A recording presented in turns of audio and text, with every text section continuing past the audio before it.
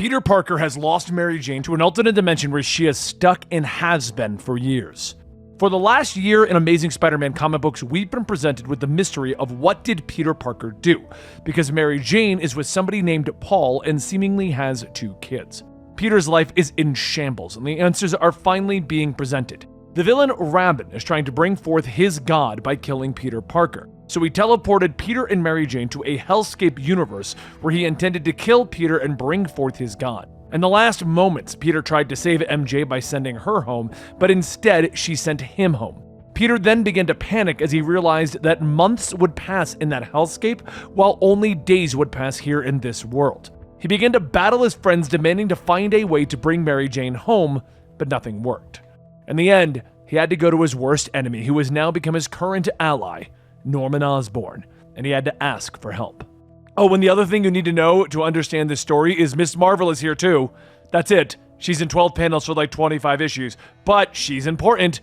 This is Comicstorian. We make audio dramas of your favorite comic books so that you know what to add to your collection. So let's get into Amazing Spider-Man 24, 25, and 26.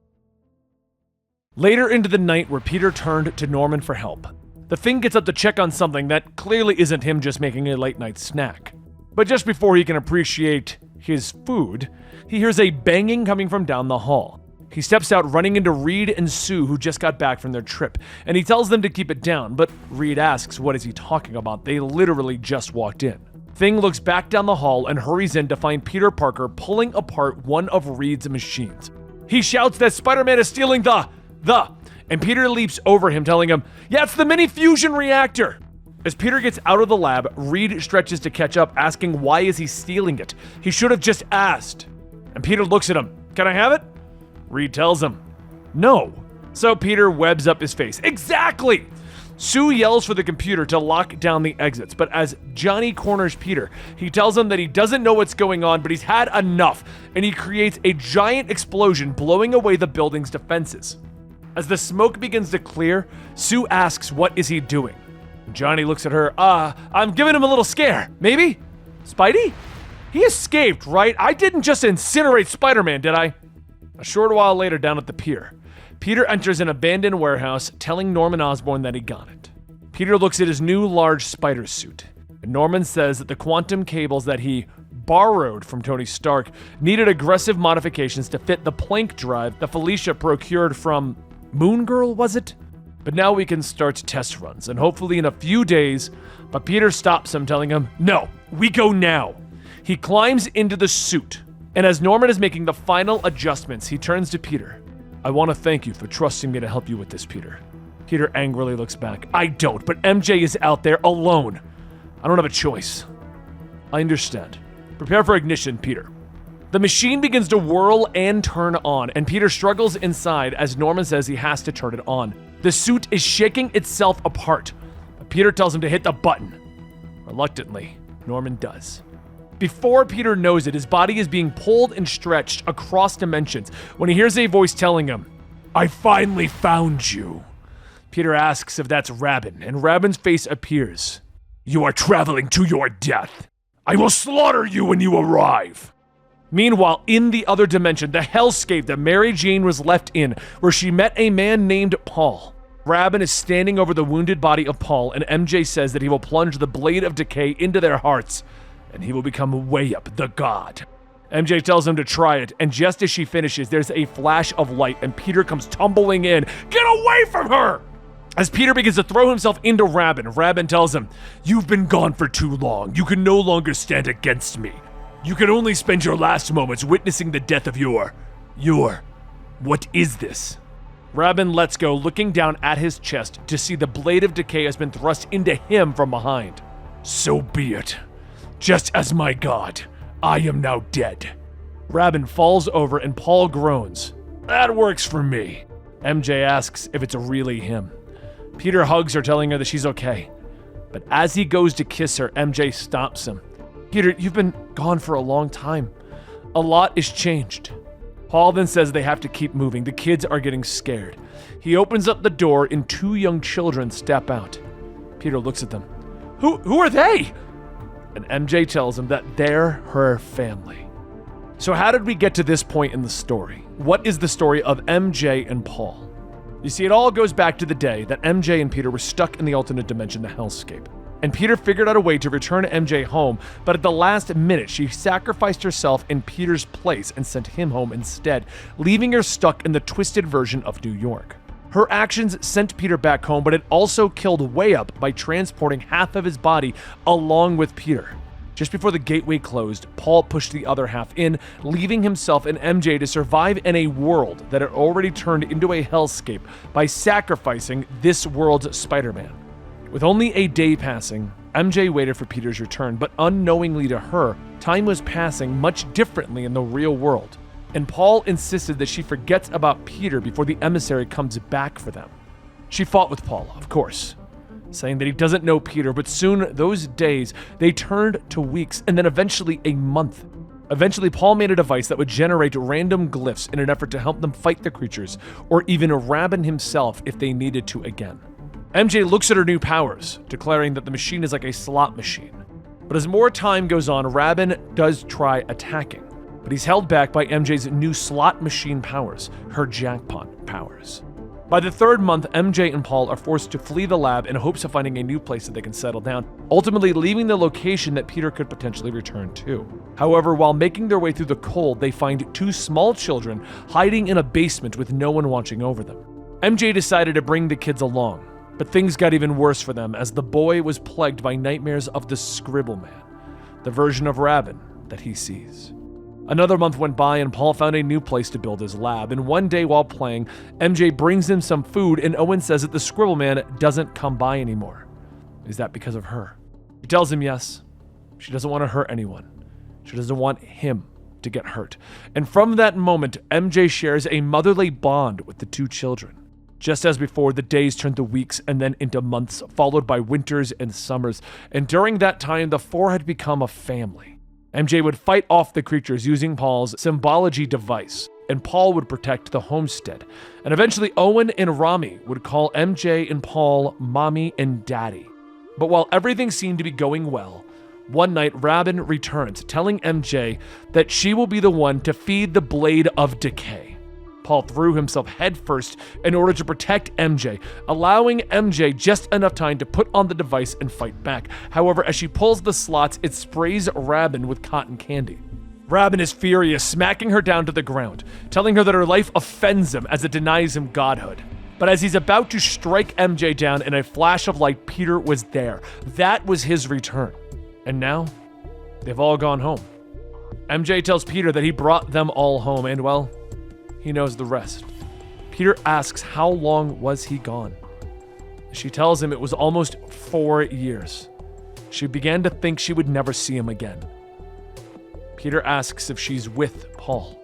She tells him that it's her, Paul, Rami, and Owen.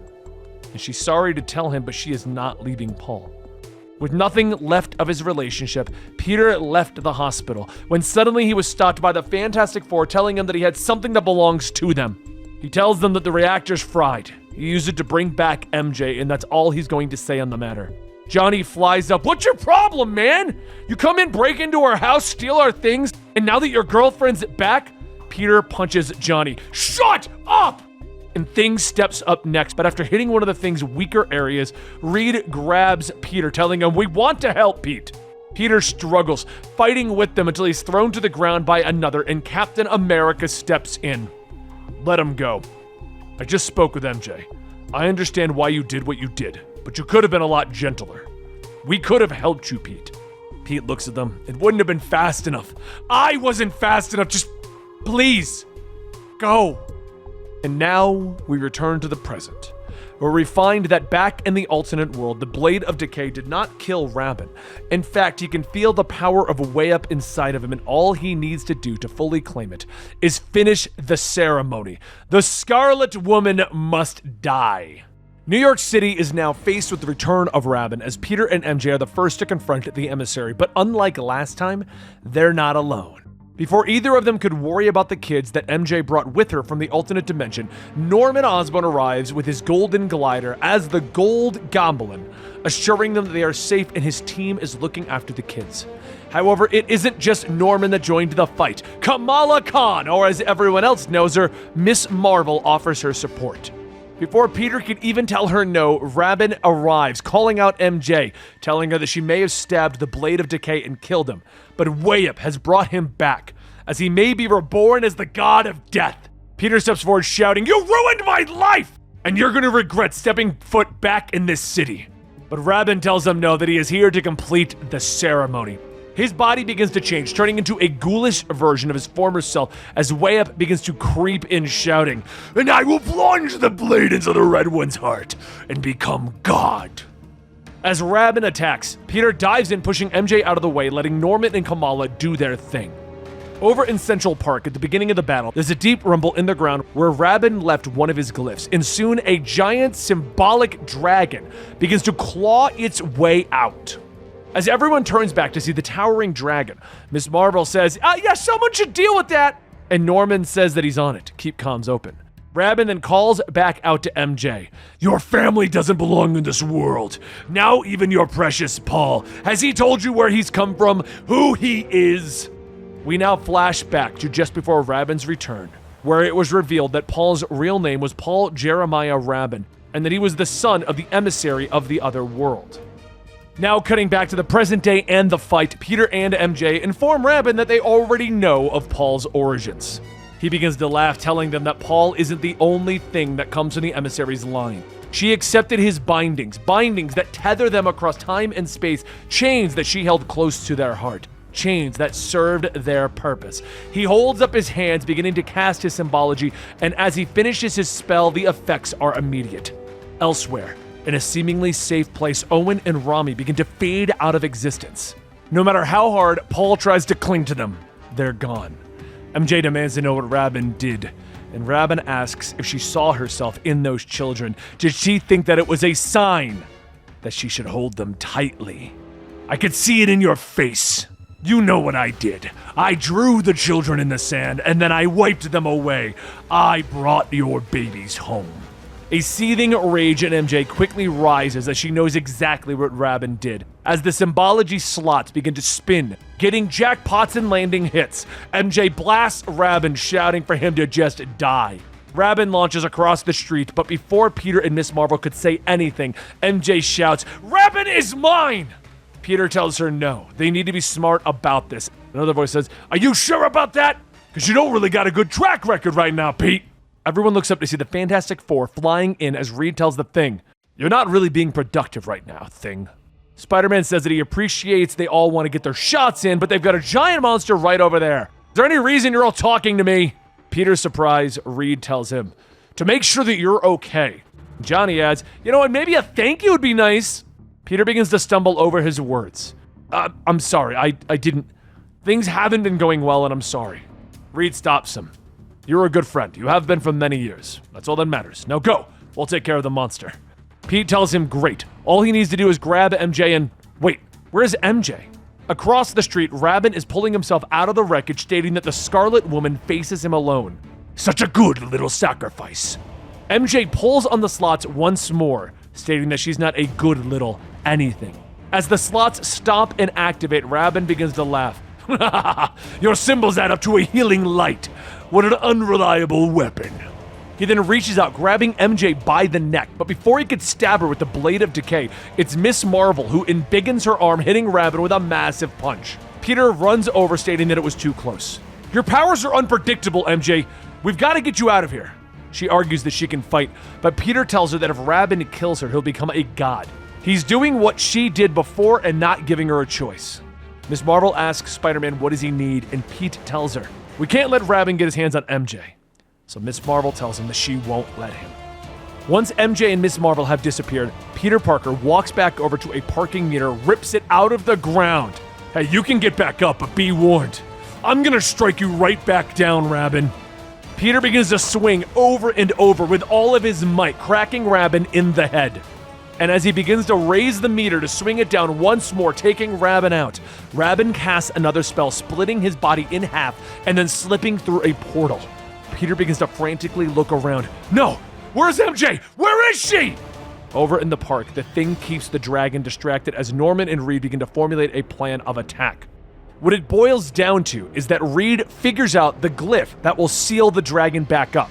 Johnny flies up, burning it into the dragon's head, and then him and Thing jump away as the dragon goes down. But with all of the friends occupied and Peter looking for MJ, Rabin jumps back out of his portal, trying to attack MJ, but Miss Marvel quickly pushes MJ out of the way, hitting Rabin with a punch of her own. MJ tries to use her slot so that they can fight, but Miss Marvel pulls her into an alleyway. "You have to keep moving! I promised your boyfriend that I wouldn't let anything happen to you!" And MJ's only response is, "Spider-Man is not my boyfriend!" Up in the air, Peter is swinging through looking for MJ, and Reed radios in stating that the dragon is taken care of. So Peter tells everyone that they all need eyes on MJ now. Back down in the alleyway, Miss Marvel says that Rabin can come at them from any angle, so they need to split up. She's going to try and distract Rabin. MJ tells her to wait, but Miss Marvel says to trust her and don't stop running. "Just promise me you won't stop running."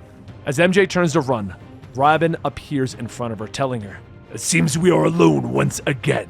MJ stands her ground. "That's fine with me. Let's settle this."